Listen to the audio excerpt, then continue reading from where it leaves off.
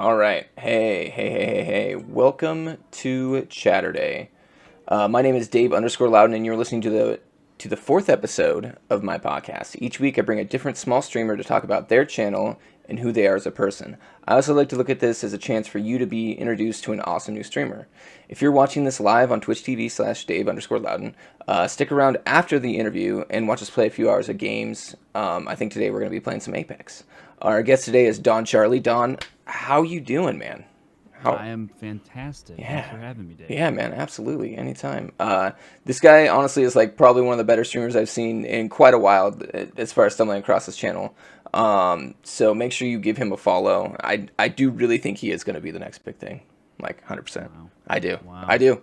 I'm You're calling it right building me now. up, man. Why do you think I got you on here, dude? Cuz like you're not going to do it in like 3 months, you know what I mean? You're going to look at me and go like, "Hey man, no, man, no. That's all you're gonna be doing. You know what I mean? You're gonna be in your mansion. You're gonna call up Tifu or whoever the fuck, and you're gonna be like, dude, look at what this clown said to me. You know what I mean? All right. No, honestly, I don't know if I'll ever do the mansion. I've never been a materialist. If I could just have this quiet, nice space for a long time, I think I'd be good with that too. But we'll see what happens. Yo, dude. You know what? When you get money, everything changes. Hey, You know what I mean? I haven't been in that situation, so I can't comment. But maybe one day we'll find out. You know what, man? You'll get yourself a nice little house, with a nice little studio. I could see you being like that. You're right, exactly the humble type. You just get this nice little house, nice little studio. You know, do the whole donation thing, dude. I like it. I like your vibe. I appreciate that. So why don't we get right into this? Just give me like the sales pitch. Give me the elevator pitch on your. This is the first question I always ask. Like on your channel, you know what I mean? Like what is? It can be longer than the elevator pitch, but what? You gotta sell it. Yeah, sell yourself.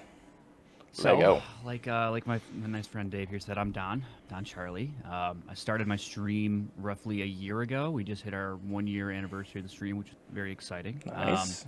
I just saw you hit 400 too. Congratulations on that. Yeah. I got 400 really cool people following the channel. Got a Discord server getting close to about 100 now. The community is growing, which has been really fun. I kind of started the stream because it was always something I wanted to do. I grew up making silly content with my younger brothers. I loved being in front of the camera. I've done some professional modeling and acting growing up. My mom kind of got me into it. So notably, I've been in a couple of music videos. One for Uncle Cracker and another for. I was in a Royce to 5'9" music video as well as Young Eminem. Can we look these up? We can. I want to look these up, dude. I really do. Now that you can't say something like that. All right. So the one that I'm in the most, I would say, would be the good. It's called "Good to Be Me" is the name of the song by Kid Rock and Uncle. I play young Kid Rock. I'm in a blonde wig. Kid Rock and Uncle Cracker. Here it is. I mean, okay, we're just gonna go for it. You know what I mean? Let's check this out. Let's check this out. My chat's very excited about this now because I've shown them this before. Have you? Oh my god, this is amazing, dude. Gravity does more than catch I have a errors. beard in this. I was very young. I was like 13, but I'm in a blonde wig and a black beater. And just understand that I am playing Kid Rock's younger. Okay. So what's the story behind like you getting into this? Really, it was my parents. It was my mom. Kind of got me into. She. It's really funny. When I was super young, I think I was like maybe not even 5 years old yet. She started getting me into baby pageants. Yeah. And of course, I didn't have any say in that because I was 5 years old at the time. I don't know if I won any. But yeah, she was very proud of kids and wanted to show them off. So that's what I tried to do. I followed suit and made a little extra money for college while I was doing that. Doing a couple of side gigs, a little commercials here and there. Yeah. Various things. So that was cool. Oh, cool. And I kind of got used to it, and it was kind of fun. And I went to school for marketing. Graduated back in 2012. What school did you go to? Grand Valley. Okay. GVSU. Okay. Go Lakers. So I started doing that, but I never really got rid of the desire to kind of create content of any sort. And I've loved video games for as long as I can remember. So I kind of figured, let's just give this streaming thing a shot. Yeah. I found myself in a spot where I was living on my own. I had a enough money to afford the PC and whatnot. So I kind of just gave it a shot, started it, and dude, I've had so much fun over the last year. Oh yeah. I've had so much fun doing this. It seems like it's something I want to do for a very long time, and I intend to. No, that's great. I mean, I've watched, like I said, I've been watching your channel. So I was introduced to you through okay. So like you're the first guest I've really had on the show that I don't really know on some sort of level. You know what I mean? Sure. Like, Sure. and that's a really good thing. Like this is what I want. I want people on here who I don't know, who I can actually have a candid conversation with, and like, right.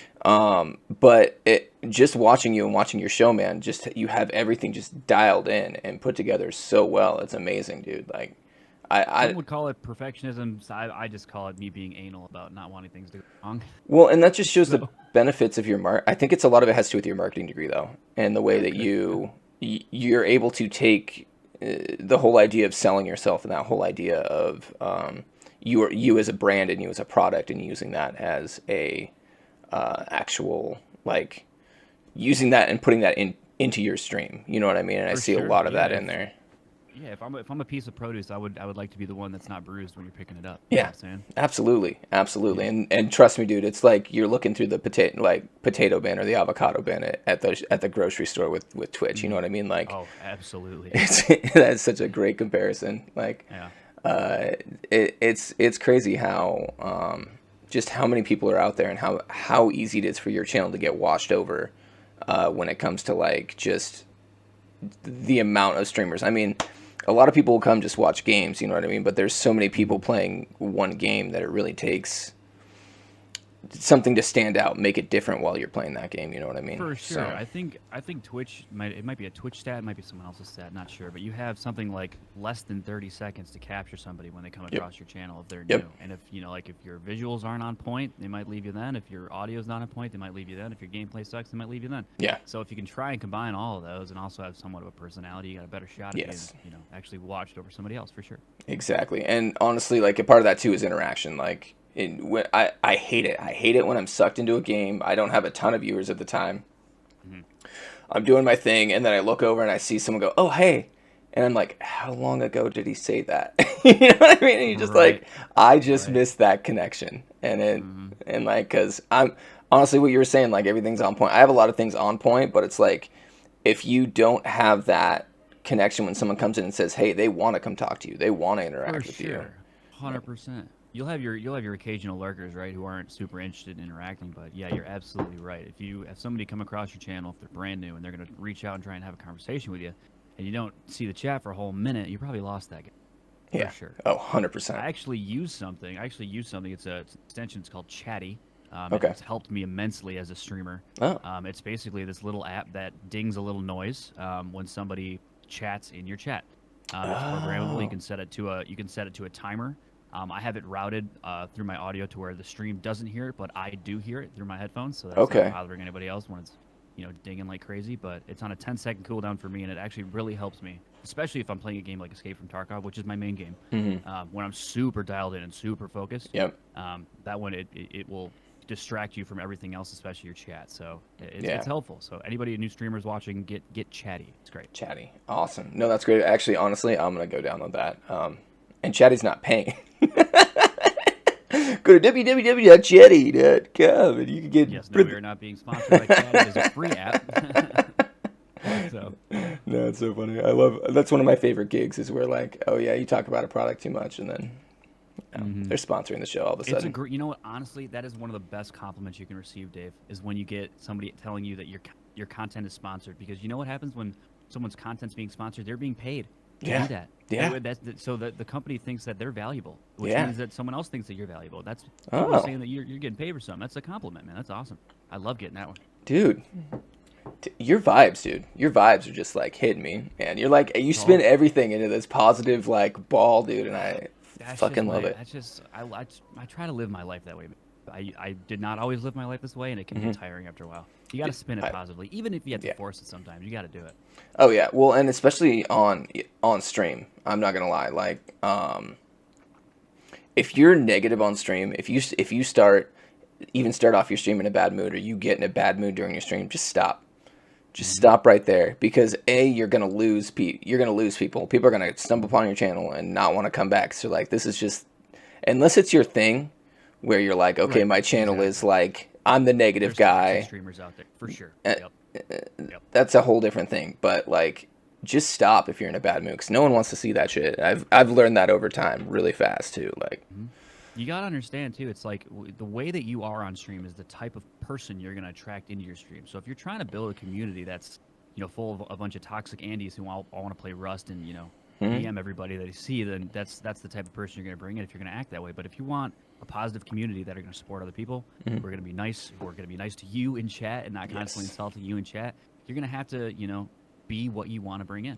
yeah, 100%, 100%. So let's say what makes your channel unique, do you think? What do you do that makes your channel stand out, since we've been talking a little bit about that? Yeah. So I'm not.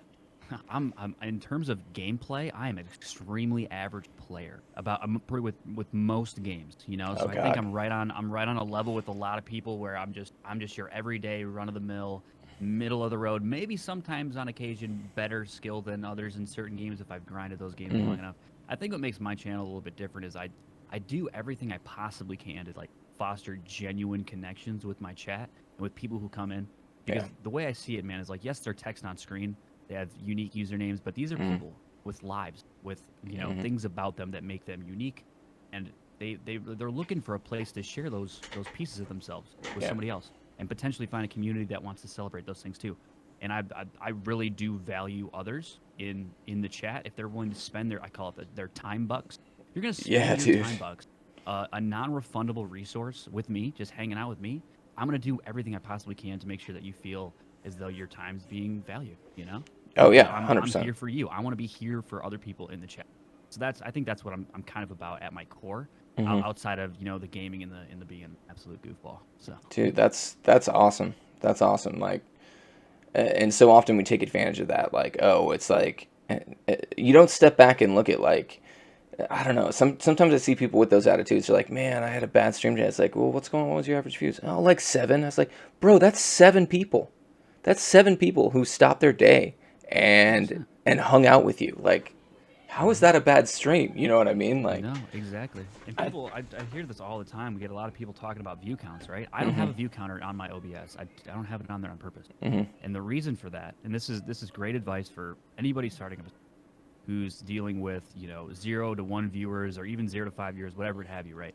If you're going to play the game of comparing yourself to major streamers all the time, you are going to have a bad time as a streamer. Terrible time. You need to do everything you possibly can to keep the energy, even with the lower view count, but just honestly turn that shit off, man. It's not gonna boost your mood. All it's gonna do is it's gonna have you doing peaks and valleys all throughout your stream. You're gonna have maybe 5 people, which might be a ton for you.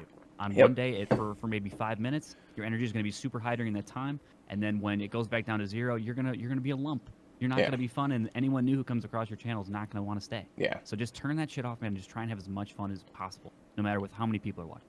Right, exactly. You can worry about your analytics after, which is not to ignore them. Don't ignore those numbers, by the way. Go check all that after the stream and see where you're at and keep going.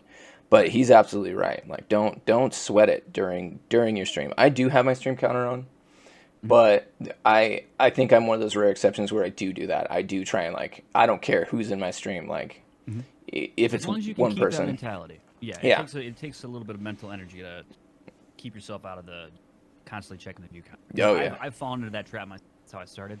And I started to realize, especially watching my footage back, like you said, you check your analytics, see when people are coming in and leaving and whatnot. I'm just paying attention. It's like, oh, well, as soon as the dip started happening, your energy dove down. It's not good. You gotta turn that off. It's not, at least for me, it wasn't good, so I turned it off. No, that's 100%, my man. 100%. It's kind of crazy how that works, and just the mental game that plays on you at the end of the day. You know what I mean? And, like, I've seen so many streamers just bitching, like, oh, I only have one person, or they start ignoring people when one person comes in. You know what I mean? The other thing I want to say about that is you should probably never have less than one in your. You should, if you're a new streamer and you're trying to get affiliated, make sure you have yourself up on, like, an iPad on your phone, so you have at least that one view to get that average up. Screens. Yeah, if you have multiple screens, I believe it's per internet connection. Yeah, you can have at least 2 per ISP, or I don't know if it's ISP or just whatever is going on. Dude, my hair. I'm sorry, man. I'm messing with my hair. It's just like you a look wreck beautiful. today. I don't know what You you're think so? about. Man, I didn't have time to take a shower, so my hair is just, like, everywhere, and, like, I'm loving it. You are? Okay. So it feels very real to me, you know? Yeah, that's what I try to go for. I try to go for that, just woke out of bed Genuine. and genuine feel. Yes. I've got the COVID Saturday hair. morning. I've got the COVID hair. What can I say, See, man? I'm Usually, the faker over here. I brushed my hair, on a Saturday morning at 9 a.m. No one's got their hair brushed. No one can relate I to brush. this. I'm sorry, chat. The thing is I brush my hair too. It's a wreck, dude. I gotta go get a haircut. This week was my haircut week. I was gonna go down. I was gonna get a nice tight cut, look good, and Getting a little. oh, dude, you're looking fine, man. I need a freaking haircut, my man. So, anyways, let's go on. let's go on and keep asking these questions, man. You got some awesome stuff to say. What type of games do you normally play? What do you normally stream, man?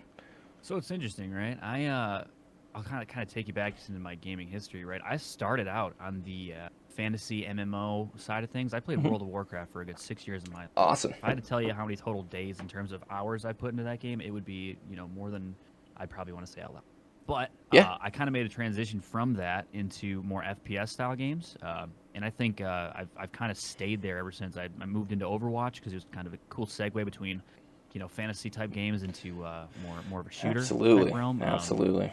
From there, I played Call of Duty growing up too, because all my friends did. So I played a bunch of COD, got into Warzone a little bit. Then I got turned on to a game called Escape from Tarkov, and this has been my main game for the last probably year and a half, almost 2 years now. The game is so deep in terms of what is in it, and its uniqueness is truly something else. So I've been hooked on that one ever since. How about yourself? What kind of games are you into, Dave? Oh, me, dude. I play everything. I consider myself a variety streamer. So nice. I play right now. I'd say my main game is Dead by Daylight. I've been playing a lot of that for about the last year-ish, and I've been really enjoying that ride. Kind of a weirdly toxic community in a way.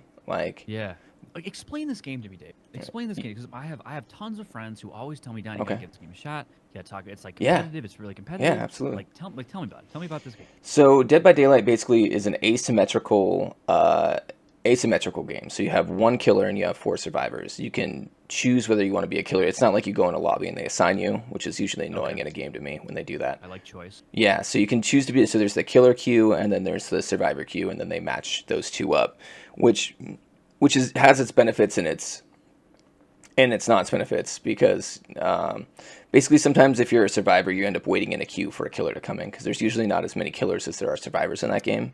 Because being a killer is pretty hard. It's not an easy road, especially when you go up against really sweaty survivors. So, anyways, basically the whole point of the game is to escape. So you're put in an arena, and you're kind of like stuck there by what's called the entity, and the entity is just this omnipotent being that's trying to kill you. And so it brings in a killer. The entity brings in a killer to come stalk you and come kill you. And that's kind of like the story of the game. Like the basic story of the game is the entity is putting all these things together. It brings killers in from different places, different horror movies, and you need to survive. And the way that you survive is you turn on generators. So there's 8 generators throughout the map. You got to turn on 5 of those 8. And then objective base as well. Okay. Yep. Oh, 7, not 8. Sorry, 7 generators.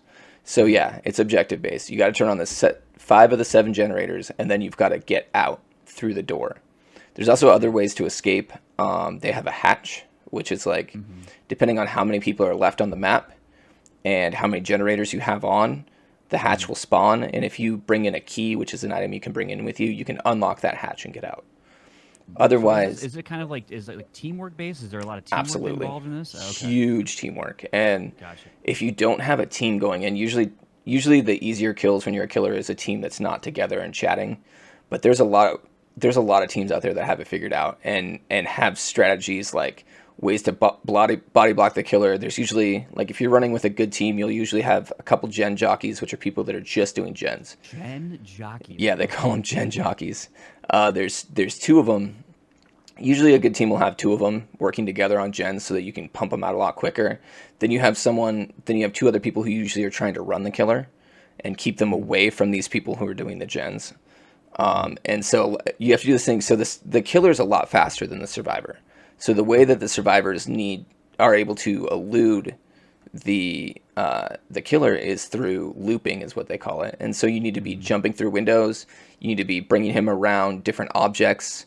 You need to be, there's things called there's pallets that you can slam down on the killer to slow him down as well. So you have, It's very tactical. It Tactical is. stuff that isn't. It's extremely tactical. And you're trying to slow him down so he doesn't catch you and actually hit you. And then it's kind of a mind game between the runner and the killer, because he's trying to figure out what your next move is, and you're trying to do something he won't predict. So a lot of times you'll see people like running around rocks where there's a pallet, and then like as soon as the killer gets close enough to that pallet, they won't drop it right away. They'll run him a couple times around it and then slam it on him so that the killer gets comfortable going around that object. It even gets as complicated as, so you have like walls in certain ways. They have what are called T-walls, and the way that you actually run them around the T-walls matters, because he'll either slow you down or you'll slow him down between it. And then there's usually a window in there that you can jump through. And you can go through windows quicker than the killer can, so that's another way you can slow him down. So It's a really well-built game for both sides, which is, I feel like it's tough to do sometimes. Game balance in general these days seems to be a little wonky, but the population around that game is huge for what it is. I mean, if you look at it from the outside looking in, horror game, two sides, killer versus survivor.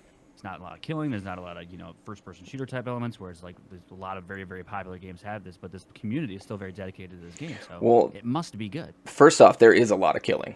I mean, there is murder straight up. There's murder happening. Yes. Dead by Daylight. Dead is in the name. Yeah. Makes sense. Yeah. Well, and when the killer catches you, so basically as a survivor, when the killer catches you, he will put you on a hook. And so you get hooked. You can have 3 hooks. On the 3rd hook, you die. So he's trying to get everyone on the hook 3 times, he or she. And you can save people from the hook, right? Yeah, that's the whole point, is that, because that's how the killer does it.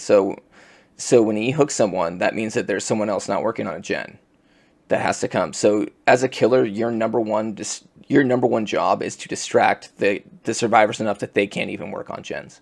Like, you got to get them just like in this kind of tizzy to where they're concentrating more on defending you than working on gens or saving others. Yeah.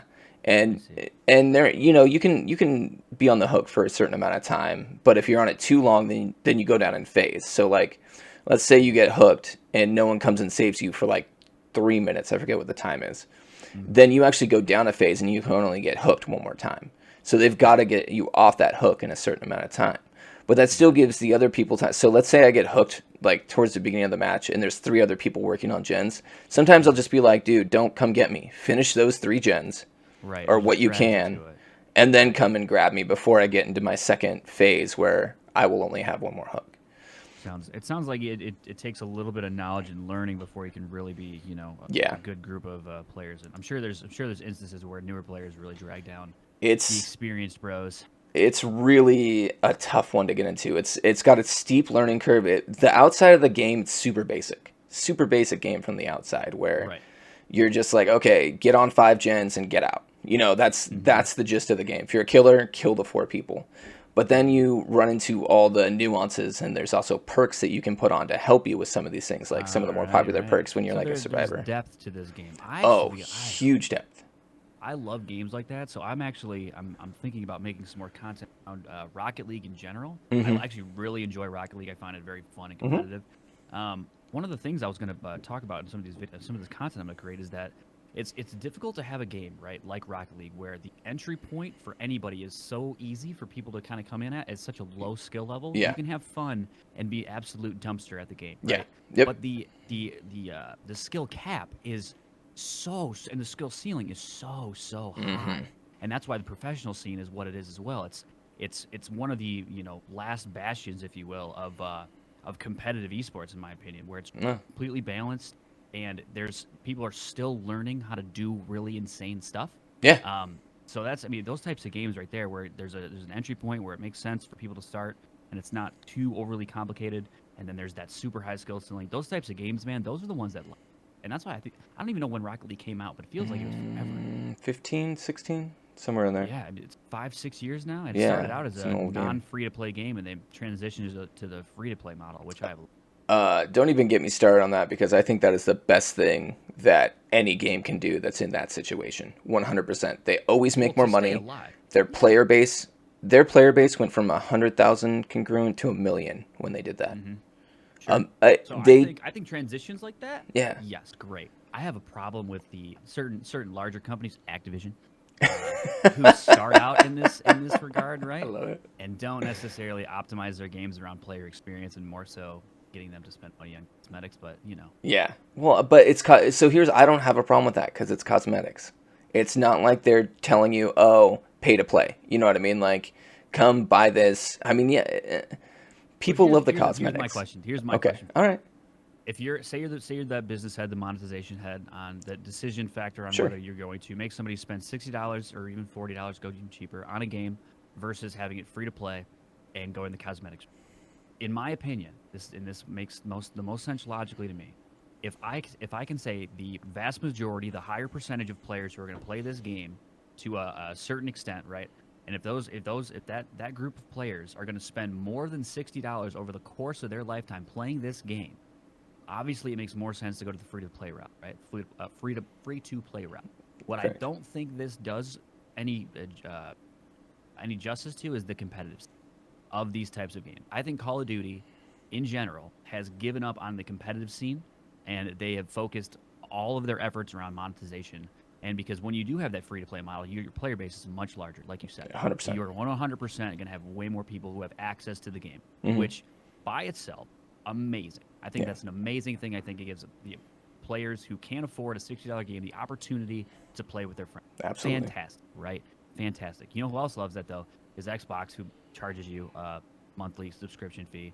And PlayStation, does PlayStation still they charge stop. you? So okay, Xbox but just stopped. wait. Pause on that. Pause on that. Go ahead. Yep. So Xbox, and this is brand new news. Xbox just announced that free to play games, they are not charging you. You do not have to have Xbox Gold. I saw that. PlayStation has always done that, and so is Epic or whoever. Basically, Now whoever's Nintendo's forthcoming. even doing it as well with their. Yep, they've always done it as well. So that's one thing that free to play has kind of like unlocked is like, okay, well, this is free to play. And I think Fortnite really made the push for that, and made this a thing where they're like, it's free to play. We don't want them having to pay for a subscription service in order to come play this. So well, it's free to play. It should be free to play. Exactly. Right? But it wasn't technically until at least for. So okay. Anyways, go on with your point. Yeah. So I think it's great that it's giving the accessibility function to more and more people. Mm-hmm. Right? I really think it's disingenuous of the gaming community to put games out like that and continue to iterate on games like that, especially battle royales do that in spades, right? Use the entire monetization structure around SBMM, skill-based matchmaking, which is marketed as a function to keep the game fair, which is complete. It's not completely true. It's just not. I think it's just not perfect technology, to be honest. Skill-based matchmaking, the whole idea behind it, and the reason a lot of these games are using it these days is because it's a function that keeps players playing. It will put you at a level, right? It's going to put you in a competitive level, and it's a variant. It's a rate. Yeah. You're going to play against some people who are a little less good than you, and some people who are a little bit better than you, right? Yeah. In my opinion, what this doesn't allow people to do is actually get better at these games, because you're not playing against people of the highest tier, which I love games like Escape from Tarkov, right? Because it's a constant failure mechanism. Yeah. I have gotten really good at this game because I have died so many times and I have lost so many times. Correct. You learn through failure. This goes across the board. This goes outside of video games. Everything in life. You learn through failure, right? The best learnings come from actually failing. Yeah. If you're playing in a skill variance that doesn't deviate very much at all, but you're going to win one, you're going to lose one. Win one, you're going to lose one. You're not going to rage quit because you're still having fun, sort of, right? Because you're able to compete at the level that they put you at.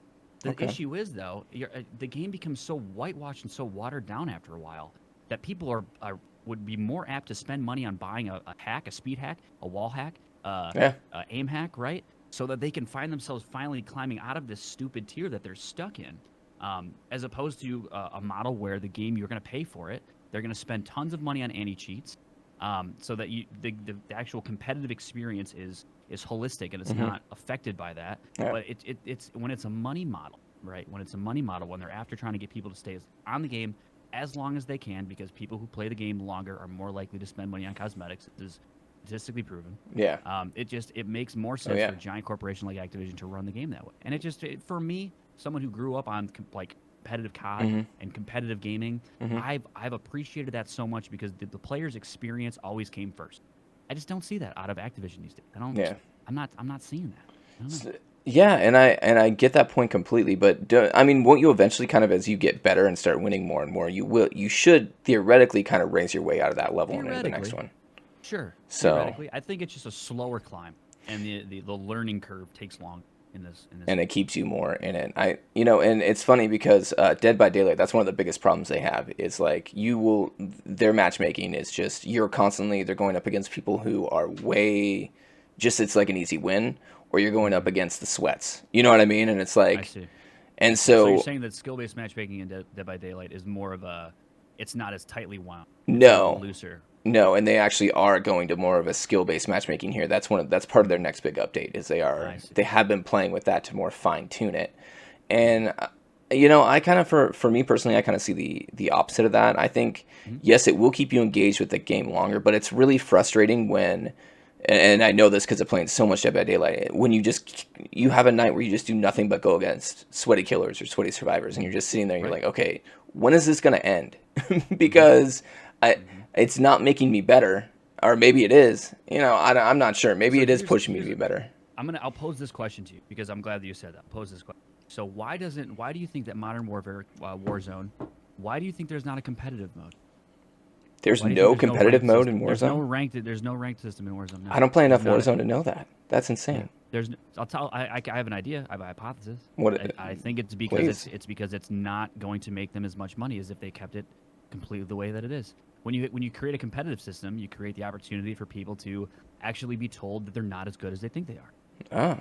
Huh. There's when you put a ranking system in place, there's the opportunity for a person to rage quit or to give up on a game because they're told that they're not as good as they are.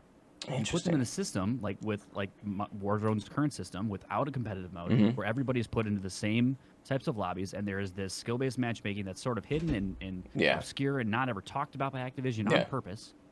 It keeps players in. It does not give the players the fidelity they deserve, and it makes them the most money. Basically, it's just the parent that's constantly telling you you're doing a good job. Oh, you're doing a good job. This is great. When really, that's a great example. Yes. When really you're not. And then they keep giving you trophies. Here, except for instead of giving you trophies, they make you pay for trophies.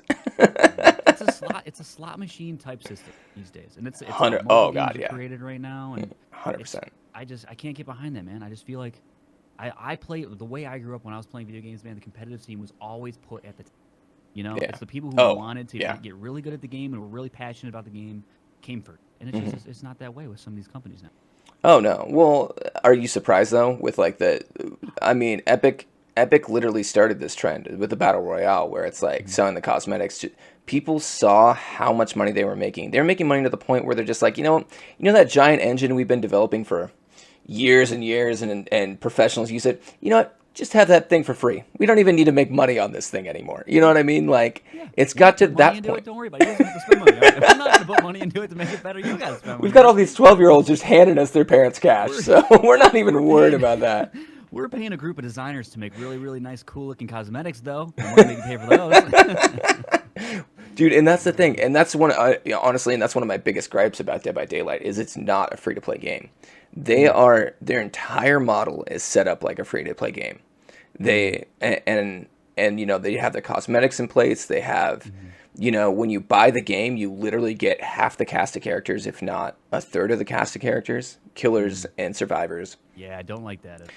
And borrowing people from characters or certain type of playstyles. Well, you can earn them they have a currency you can use to where you can kind of buy them off the store if they show up in the right area at the certain time. How long does it take you to earn the currency to get it? Too fucking long. Like, you know what it too is, long. You know what it is? Too long. It's just long enough to where you're more likely to already buy a cosmetic before getting there anyway. Well, and that's where they said it at. And it's not even cosmetics, it's actual characters. And you have to there are certain characters you have to get their perks in order to make the game even feasible, especially as a killer, even as a survivor. I mean, for instance, there's this one survivor perk called Decisive Strike, where let's say you get off a hook and a killer's doing what you call why can't I think of this right? It's because it's early. They're tunneling you, where basically they're just like, okay, they saw me get off that hook, they're coming after me. Right. So you have a perk. Focus. Yeah, they focused on you basically, and it's so that they can hook you again and get an easy person off the board. Well, there's this perk called Decisive Strike where you can literally, after they pick you up after a minute of being on the hook, if they down you and pick you back up, you can basically just stab them and get off and run away. And then they're stunned for like a good 3 seconds. And so, but that perk right there, which is almost essential, it's essential to the game. You need to have that perk. And more often than not, people run it.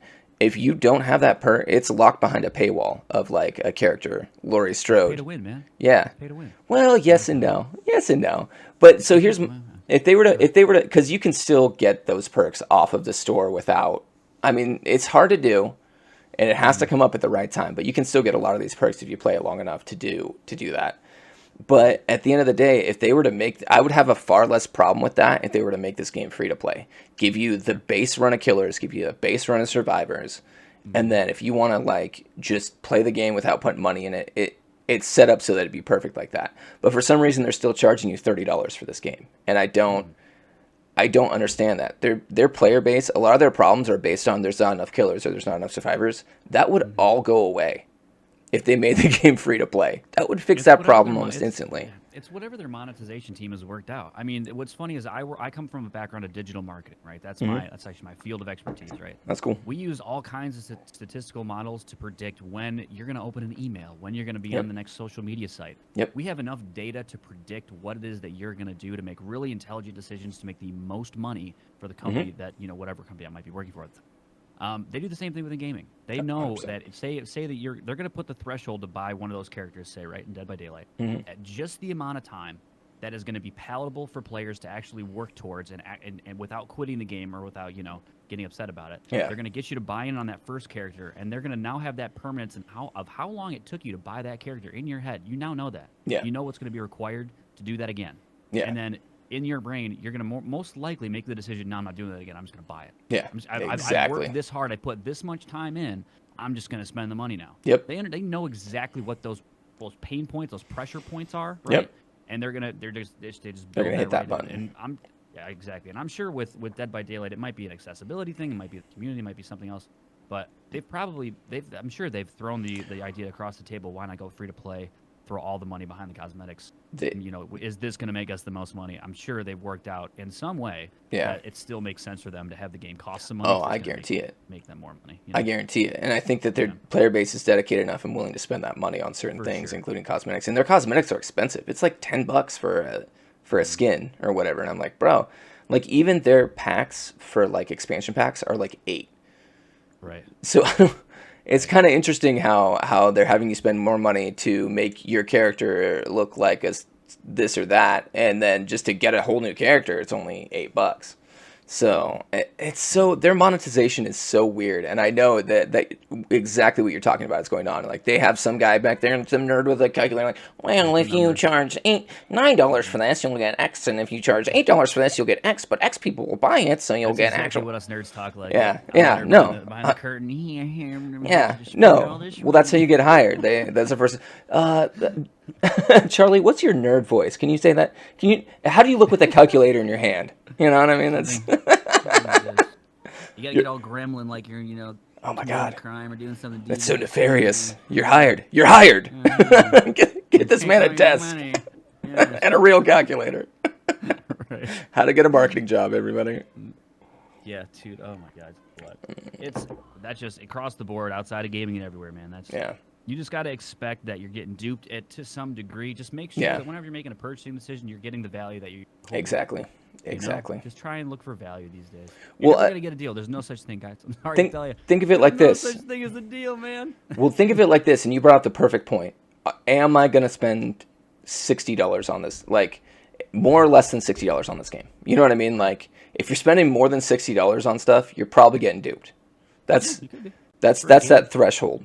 You know what I mean? I feel like. I'll say this, though. The gaming community has all and when I say the gaming community, I more so mean the publisher community of games. They've all rallied around the $60 game price for as long as they have. Because it's what gamers are used to. Yep. And it hasn't changed just because what gamers are used to. It's what they've come to expect. Yeah. It does not mean that $60 on a game is going to be worth $60 worth of content or value. No. It literally doesn't mean that anymore. Well, I think they've gotten better at that, though. Especially, I'm a big PlayStation gamer. I have my PlayStation run through a capture card. I just feel like I'd rather use my CPU power on running my stream well and then I can For game sure. on my PlayStation. A lot of games are cross-play anyways. Right.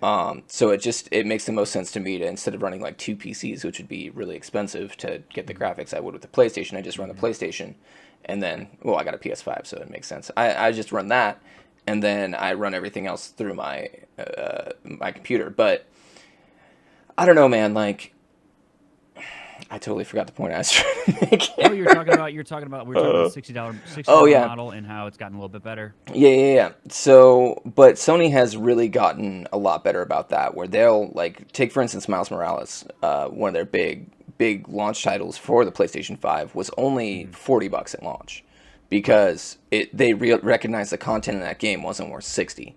So Was it a PS Plus exclusive though? Did you have to have PlayStation Plus to you for that game, no. $40?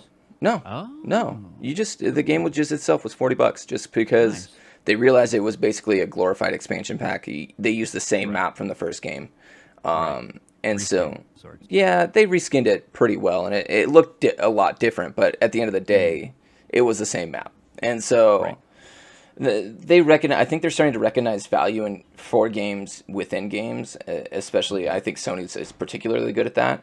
It does piss me off when I see these like AA games that are actually going for $60. I'm like, what are you doing, man? Like, well, that was supposed to clearly be a AAA title. It worked on computer, it worked on Stadia, but Worked. Well, It's functional, boys. it was functional. But here's the deal with that, and I stick by this statement every time. There should not be a version of Cyberpunk for PS4 and Xbox One. No. Why? Especially if they blocked the review content. Yeah. I mean, you know. Oh, yeah. That. I mean, Oh, that's yeah, just 100%. straight corporate garbage. No, they release the PC codes to people, and they're like, "Oh, don't worry, these Xbox and it works. We're just not giving them out yet." It's like, and everyone in the media for game news was just like, there's something shady going on. They're gonna release these copies out, and they're just gonna be broken. And guess what? The worst part about that, man, is it wasn't the developer who said okay. The developers were not on board. I guarantee you they this. weren't. I fully believe in the fidelity of the people who really are the ones behind the curtains making these games, and the passion and the energy they put into these games, man. I'm sure that it was crushing them on the inside No, to release 100%. a game that just wasn't ready. But then at the end of the day, the people signing their checks are the ones that are going to tell them this has to be out in this date. All the stockholders putting pressure on That's those the people, big one. It's so unfortunate, man. The because I know stakeholders and the people- stockholders. I know the creatives behind this game who wanted this game to be everything that they said it was going to be. Mm-hmm. They really they probably needed another year. Straight up. 100%. They probably needed another 100%. But In the state that it was was in. never going to be a situation where they had the the say. They should have delayed that game a full year and been like, I know we keep promising this game's coming out, but I guarantee you, if they would have just ate their words and just come out with a humble apology, maybe come out with some sort of demo or beta test situation, like, hey, look, like, I know you can't have Cyberpunk this year. We got to put another year's worth of work. They could even come out and show some videos of their game testing. Be like, look at, do you want to play this game right now? I guarantee you don't. Yeah, I agree with you 100%. And the thing is, right, they delayed it several times. The game got delayed several times. Oh, yeah. The windows in which they got delayed were not that great. Originally supposed to come out in like April. It was, it was like much earlier than that. So, but the community was actually rallying around these guys because they were being made out to be the hero in this instance. They were the developer willing to delay their game so that they would be releasing a polished, good product for everybody. 100%. Right? I bit on that one, dude. I was hook, line, and sinker. Dude. I was You were a Dead by Daylight, dude. I cyberpunk was kid. hooked. Yeah. I was in on that, right? And I was touting it. I was like, they're delaying it. This is gamers are finally getting something back. The developers and these companies are actually trying to take care of the people that they're selling these games to. And dude, we honestly got the wool pulled over our eyes a little bit on that one. And I'm gonna be a little bit more cautious about touting a company before a game comes out like that, so that I know it actually gets released, as a good full finished product. With that though, you look at what they did before. You look at how polished and how good those Witcher games were, and you go, man, how are there's no way they're gonna F this up. Like, look at how much care they put into The Witcher 3, and that was touted as Game of the Year. Like, they gave away free expansions for it. They had all this goodwill built up because of that game. They were still they were still selling copies of The Witcher 3 up. They're still selling copies of that game. It's a very successful game, and they just pissed it all away with Cyberpunk. CD Projekt Red is now being sued. They're being, you know, they're not admitting they did a wrong thing. They're just coming out and just being bullies, basically. Like, well, you bought it, and then like when they finally started being like, well, now you can get refunds.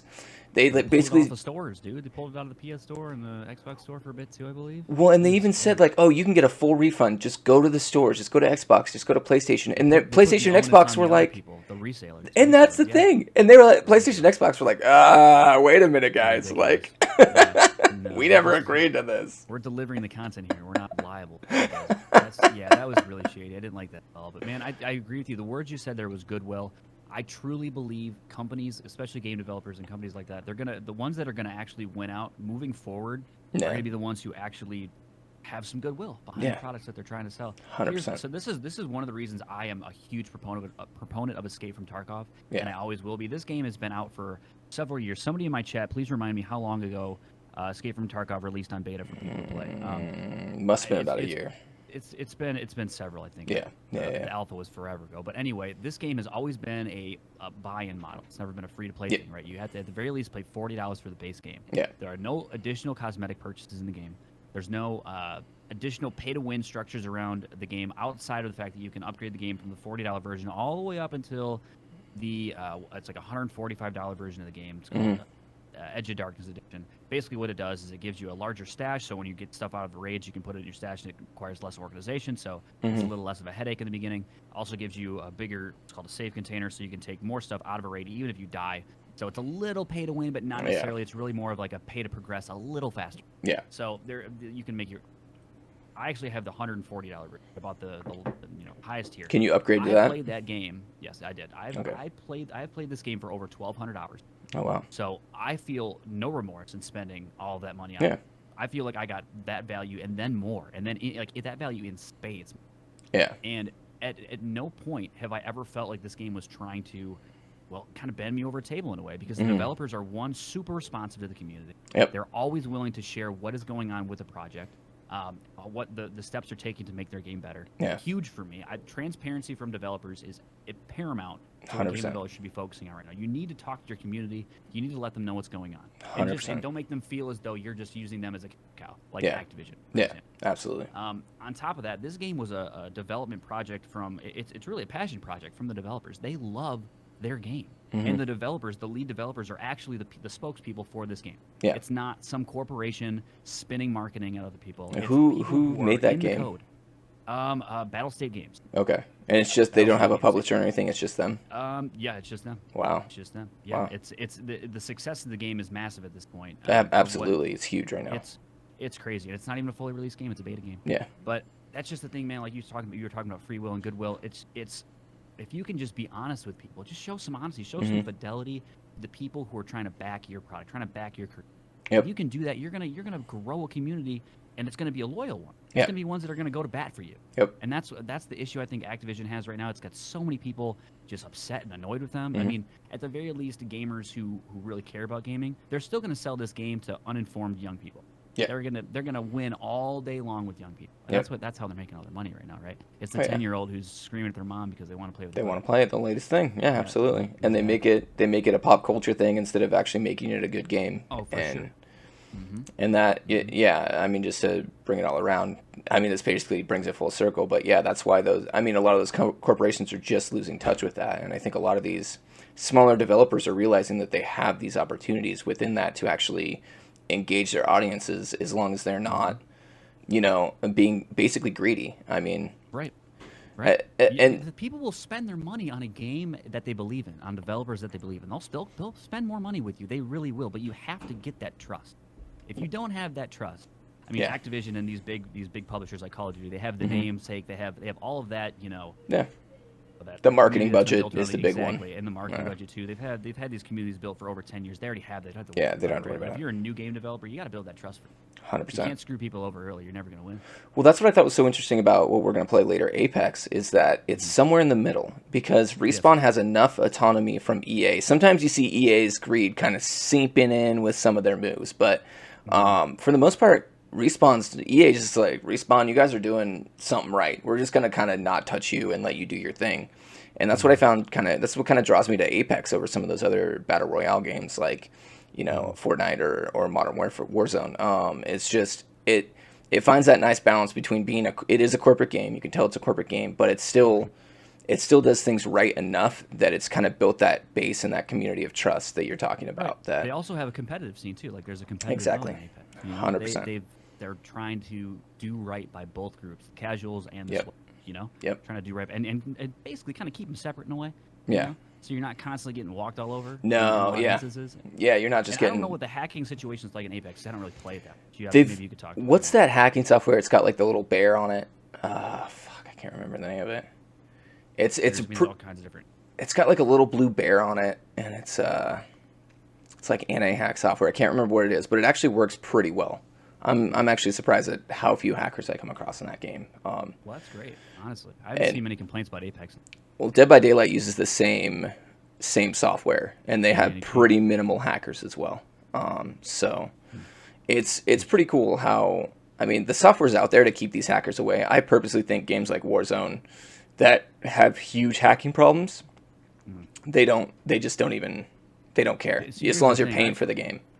100%. I've watched certain TikTokers who are ex-Activision, ex-developers at some of these companies that produce Warzone.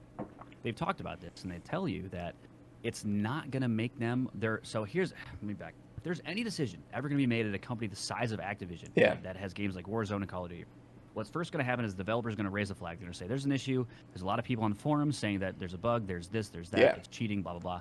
And what happens is that's going to be a ticket. It's going to be made a ticket. It's going to start going through the ring, ranks, all the way up to the top. And you know what the top is?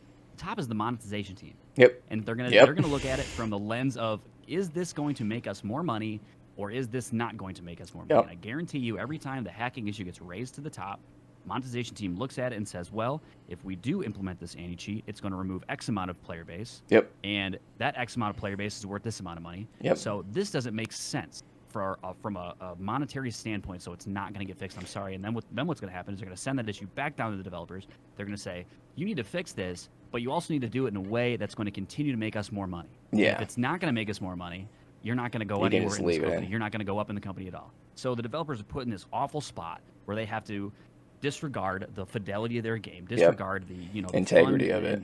The integrity. That's the word. The integrity of the game, and only produce fixes and bug fixes and things like that make the company more money. And it's really unfortunate. It's unfortunate for gamers and people who actually give a shit about the game. Yeah, 100%. And there's so many people out there who are almost naive to this stuff going on, that they're just like, okay, well, I just trust the developers. And at the end of the day, it's like, well, they're still a corporation. They're there to get money. It takes at least maybe 25, maybe 27 years where I'm at of being jaded and having to kick your stuff kicked around a little bit to actually get a real idea of what's going on in the world. Yeah, Because exactly. the marketing's never going to tell you that, and the reason they're not as forthcoming with all their patches and their updates and all that stuff, and they keep it really loose and vague, is because they do have a giant community that will explode and yell at them, and their PR teams are like, no, got to be vague. Just be vague. Don't give them ammo. Don't give them ammo. It'll be fine. Yeah.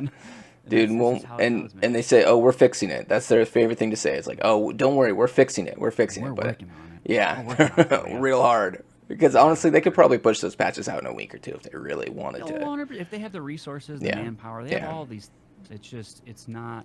It's all about the money, man. Unfortunately, it is. The games are still great. They produced a product that is free to play for millions of people to get in and have fun. And it's still got to be fun. It's got to be, or else no one's going to play it. 100%. And to their to their credit, Warzone is not a completely garbage game. It is the most played battle royale out. It's it bigger than Fortnite right now? It's that or Fortnite. Fortnite might still hold the top. Different games in their their respect. A hardcore shooter where you're not doing any building, I'd say that's probably. Yeah. Oh yeah. 100%. I can't build. I give a lot of credit to Fortnite players. I'm not a Fortnite player. But I can't build. The fact that it's like they're on the ground and someone shoots one bullet at them, and then by the time that they shoot those next 3 bullets, they're in a fucking tower 20 feet in the air. You're like, wait, what? Building mid-shooting. How the hell? And it's like you have the blue wall because it's starting to build. It's not like it's an instant build thing. They're breaking their own walls as they're building. They're putting doors in now. They're putting bathtubs and sinks and like they're doing interior decorating, some pottery, some flowers. Like as they're getting headshots, 360 no scopes, cross mat, ridiculous. Yeah, man. it makes no sense. Who created this level of gaming? I can't. Oh, dude, that's why. But honestly, that's why it's so popular. It's just I mean, like people love it, and then it's like it's so funny to listen to Fortnite people go to Warzone or Apex. It's like, man, I totally would have got that guy if I could build a wall. It's great. Right, literally, man. No, but seriously, like I totally get why Fortnite exploded, right? Because the skill cap on that game, kind of like I was talking about earlier, entry point super low. It's a really easy battle royale to get started on. You know, you're not going to win a lot of games right away, but it's got enough, you know, to keep you in it. Lots of cosmetics, lots of really funny Fortnite dances that end up on TikTok. Yeah. And then you have the competitive scene that straight up, if you were put into some of these lobbies with some of these pros, you would never turn the game on again because of the way that they play it, man. It's insane. So fast. It's so fast. Oh, the build. I mean, that's the number one thing. Is like even the shooting mechanics come second to the building in that game. I feel like. Exactly. I agree with you. I agree. So I think the building comes first. Yeah. If you can't build a tower, if you can't do the quick builds where it's just like, okay, I got to build a tower up 10, 15 feet high, and then I got to put a window in it so I can scope through it, and you know what I mean. Oh, there's someone below me. I got to keep building above them so that they can't get up on me. And then I got to finally, once I see my, you know, once they make a mistake, that's when I got to shotgun them. You know what I mean? Right. It's like, wait, 100%. What? Perfect sense. It's insane. But it's a lot of fun. Gaming is fun, man. It's no matter what they do to you. I mean, every game's going to have some sort of community, no matter what skeezy tactics. I think if you, to me, there's like certain levels of gaming. You've got the developers that, like you said, they have the integrity, the Turkov, where they just make these games, and it's like they're there for there. You have the corporations below that, where you've got like the Warzones, the Apexes, the Call of Duties, and then you got below all that, you have the mud, which is like Roblox. You know what I mean? Where it's just like, this is super indie, very low, small communities, but you know, not even that. Those are above things like Roblox, where it's just like, okay, this game has garbage graphics, not even fun. The community is garbage, but we still make billions of dollars off of it. You know what I mean? And that to me is Roblox moddable the same way that Minecraft is? It's more so. It's more so. It's more so. Yeah. The modding community is a big thing, man. It is. But I just feel like with Roblox, like it's just garbage. I've seen streamers rise and fall with the Roblox crowd. You know what I mean? Like, oh yeah, where it's super popular. It's super popular to watch on. The graphics aren't good. There's nothing really good about that game, but for some reason, like, it's the little kids that just love watching that stuff. You know what I mean? And that's the biggest demographic of gamers. Oh yeah. It's like it's what is it? Ages like 8 through 14, I think. Yeah. Is the biggest demographic of gamers. Yeah. So and they you pander to them, you're gonna make some money. And they make billions, man. I mean, Roblox is the biggest game that most people have never heard of. Period. Oh yeah. And it's weird. Straight up. Yeah, I mean, I have like literally the one thing I know about that game outside of the fact that it's somewhat like Minecraft is the oof sound. Yeah. Came from Roblox. Yep. Oof. Yep. And that's about it, dude. And like, that game just rakes in cash and unabashedly takes advantage of people to do it. And so I don't know. It's just so funny what's come of gaming this. It used to be you just plug your car, you blow in your cartridge, you plug it into your Nintendo, it worked and you were good. And you're good to go. Developers actually finish their games, you know what I mean? And now we're at a point where it's like, okay, well, we're going to release this game, but, it's not quite done yet. So, like, yeah, so, like, just give us a year to correct that. And it's like, for some reason, it became okay to release games that aren't finished. And I like how the market corrected that with the beta games. And kind of said, okay, well, this game's in beta. It's usually they're free to play games or whatnot, or you get you buy the full game, but they give you the beta early. You know what I mean? But yeah, the early access titles nowadays. Yeah, exactly. The whole industry itself has switched. I mean, they've figured out, and this goes across everything outside of gaming. It makes more sense now to lease a car than it does to buy one, right? It makes more sense to rent an apartment in some instances than it does to purchase a house, just because. Ooh, with interest rates right now, I don't know about that, buddy. Well, I mean, things are changing. Just saying. It's all right. Bad joke. The housing market. Adult joke. I don't know as much. Totally fair. Totally fair. I'll just say this though, it makes more sense these days for a lot of things to just purchase the experience as opposed to owning it. Yeah. Right. it makes more sense just to try it for a while than it does to go all in and spend all your money because, and I don't know whether it's because consumers just don't trust companies anymore, or if it's because consumers they don't have the same commitment levels to purchasing whatever it might be, right? Yeah, absolutely. They're going to want something new. I think it's a little bit more because we're all super ADHD now about just about everything in our lives. Here's what it is with video games, though. So, like, everything's got to change really quick. We got to try to do something new. I can only watch a video for 2 seconds. If it doesn't interest me, I want to scroll and I want to see immediately after. New. Well, here's what it is with video games, and I guarantee you this is the case. It is more profitable. So games now take years. They take... Even when they say that, our development cycle was only like 2 or 3 years, then they're still working on that game when they release it.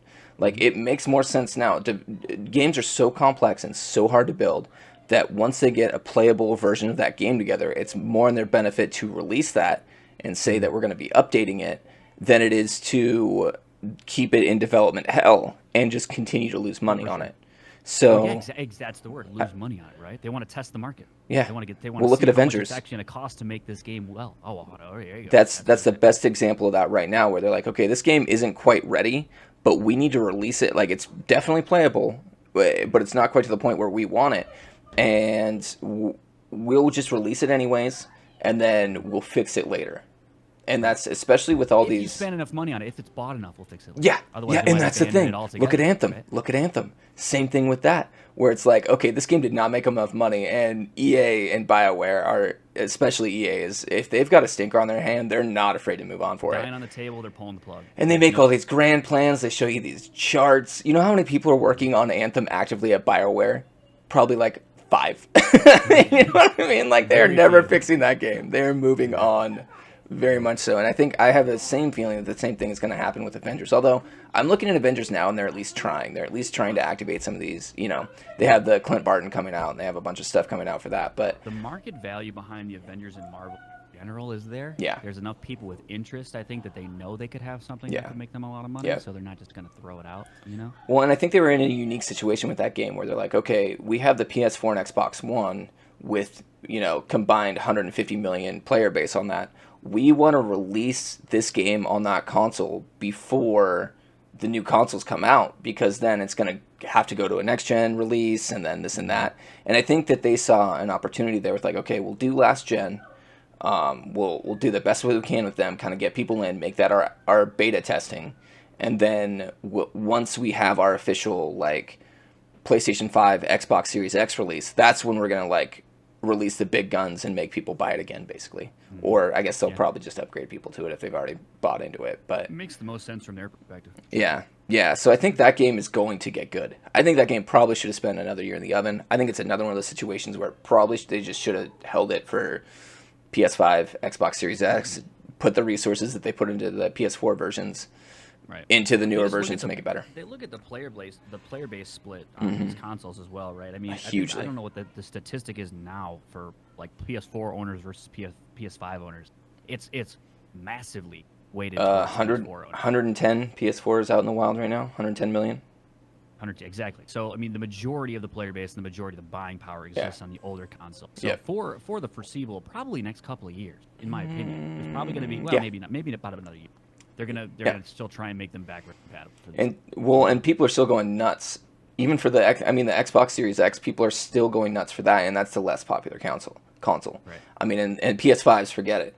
And that's a whole other issue that they're having with the bots and the bullshit with that, and like people cannot get a hold of it. And if I was Sony or someone who published games for Sony, I'd be like, bro, you got to fix this bot problem. Like, you got to stop letting people buy these consoles up and selling them at a huge margin, because we're not able to get our hands into the people who we want to get them into as quickly as we want. And Sony's just like, problem. There's no way to fix that. Really there is. Okay, explain it. Go ahead, tell me. I'm go. Listen, I want to hear it. Go ahead. What? Tell me. Okay, whenever I sign up, let's say you sign up for a mundane. Let's say you have to get an account for your doctor, right? Okay, sure. And so in order to get this account, what's the first thing that pops up? Usually, right before. How many buses are in these 8 pictures? Click on all the buses, right? With Google. Captcha of sorts. Okay, sure. Okay, so you're saying make a tech solution around purchasing one of these. What they need to do is they need to go to the Walmarts. They need to go to the Amazons and be like, hey man, just put up this little thing that proves you're a human before you buy the product. You know what I mean? But then you're trapped. You're basically in that situation, and it's not, I'm not saying I disagree with you there. The thing is, though, you're asking the third-party retailer to make their purchasing avenue or their purchasing route more difficult for the consumer, which then could potentially, and most likely will reduce their likelihood to make that purchase. So when you're a third-party retailer, and I've worked with third-party retailers before. Yeah. I used to be a buyer, so I know exactly what you're talking about. Yeah, so they want to make the experience as frictionless as possible, and I guarantee you when they it probably I would even bet that there may have been a situation where what you're saying was pitched to some of these places, 100%. Right? And the person who's running the e-commerce team there, or even some of the retail locations, they're probably like, well, you're asking me to add 5 steps to my purchasing path. Yeah. And if you know what that says statistically for my ability to sell this product online, I'm going to lose X amount of money. So I'm probably not going to do that. So, unfortunately. But then they go, okay, well then we're constricting your supply of PlayStations, and we'll put it to someone who is doing that. There could be an argument there for sure. But it's then it comes back to Sony, where that person who is working with that third-party retailer has to go back to the head above, like the person above them, and say, we have to play hardball with this third-party retailer that represents X amount of our market. Yeah, no, you're exactly right. It's a fight, back and forth. It seems like a simple, but it's really not. It's so difficult to make this a perfect situation. And at the end of the day, if you're Sony, you're still selling the system. Oh, then that's why they don't care. Or not. Exactly. And that's why you're not seeing that. There is a solution there, and they could even just be like, just for our product, here's the software, implement it for the last step of the checkout for this one product, because we're having this problem and it's making our player base pissed off. And, like, I'm sure there's something they could do there to be like, okay, great. Like, before you check out, we'll keep it in the cart, but you got to do this little, pick the buses, wear the street lights thing. You know what I mean? That Google has. Very simple, very two-step thing. People would definitely do it if it got the bots out of there. They wouldn't have to implement it anywhere but for this one product. I'm sure that's something they can do, but at the end of the day, they're not, because Sony is still pushing those consoles out the door. Right. Now, if I was Sony, here's what I would do. I'd look at this and be like, well, these people over here, they're flipping it for twice the price. Maybe we should just sell them for $800 a piece, right? Oh, shit, yeah. Players would absolutely try to murder Sony. I know, right? Go after their throats, man. But there's, I mean, like, and this is a self-created problem, man. We're gonna have to wrap this up soon. We were supposed to have topics, and we're just gonna, this went way better than I like, and that's why I didn't even bring this up halfway through. And the one thing I do regret is that we didn't get to talk more about you personally, but that's okay, man. That's all good. People, if they want to learn more about me, they can come by the stream. So yeah, exactly. And I have you, doing your thing on here, but we're on Dave's podcast. We're on Chatterdays, ladies and gentlemen. This is his content, and I hope you guys come back and watch. If you're watching him right now, you're making the right decision. You need to follow this man. Everybody in my chat, you guys, if you haven't followed Dave, you need to go do so. You need to go do so. You need to subscribe to his YouTube channel. Great guy, fun guy to talk to. Also on Apple Podcasts, by the way, if you want to, and SoundCloud. 100%. So there you go, and SoundCloud. Look at those. Yeah, dude, we're getting this. This is my content. This is my content right now. I'm using my streaming to supplement into this. So you got to have that idea. On Dave's show, right? Oh, hell yeah. Dude, you're making it, man. You're making it. But anyways, let me finish my point here, then we'll get back. We should probably wrap everything up. So my point is, this is a self-perpetuated problem with the PlayStations. Because if people out there were willing to go to these people who are snapping them up and go, you know what, I'm not paying that. I'm just not going to pay that. Then they wouldn't be snapping them up like this. But the problem is that people are so desperate for these machines that they're like, man, I can't wait 6 months to when the supply has finally caught up to the demand. I don't want to wait that. I don't want to wait I want it now. Even though every single game on my PS4 or PS5 is on the PS4 basically and playable, and they'll give me free upgrades generally when I do get a hold of it in 7 months, I'm still not waiting. Here's my $1,000. You know what I mean? And that's the problem right there. That's the problem. Wait. Just wait. And I was lucky enough. The reason they're listed for that price is because people are willing to pay it. Right? Exactly. And that's 100% it. People, especially before Christmas, man, people are still willing to pay that. The bots are still going, the people with the bots are still going after PlayStations because honestly, they can still make a cool $200. They're still selling them for, I mean, it's not pre-Christmas money, but they're still selling it for a profit, which is great for them. And I think the skeeziest thing out of all this is the company that made the bots and was distributing the bots goes, well, these people have made $4 million off of you people, and they have Christmas coming up too. And it's like, wait, what? So it's okay to take advantage of people as long as Christmas is coming up and they have kids? You know what I mean? Like, right. What the hell? Oh man, It's so skeezy all the way around. And I was lucky enough that I actually built a relationship with my local GameStop. And they actually called me and said, "Hey man, we're getting PlayStations and you better get your ass down here and and like pre-order this now." Yeah, the guy actually literally called me and was like, "Hey man, like you got to do this." And I was like, "Bro, can you just hold it for me? I'm going to be there as quick as I can." I was out to This is how much my wife loves me. I was out to dinner with my wife and we were about ready to sit down. I was like, "Babe, I got a chance to get a PlayStation 5. I got the call. We gotta go. Can we just not do this right now?" She's like, "Oh yeah, no problem." I'm like, and then I was expecting that. Oh no way, and like she's like, "Oh yeah, just no problem at all. Let's get some to go food and we can come back pick it up." I'm like, "I love you so much. Oh my god." She's a saint. So we Whatever went she right down to wants, you gotta get her GameStop. next. Yeah, There you exactly. go. No, and that's Nice how it diamond was, necklace dude. for Christmas, No, I for ended her up birthday. getting her like a $1,500 rower for Christmas, so she was pretty happy about that. So Nice. yeah, she's loving it. Rowers are great, by the way. Great workout.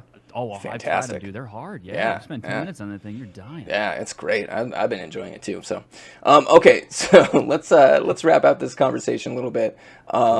We had, like I said, we were supposed to have some topics today. They just didn't come through, which is fine because honestly, this was a way better conversation, I think, what we had. So.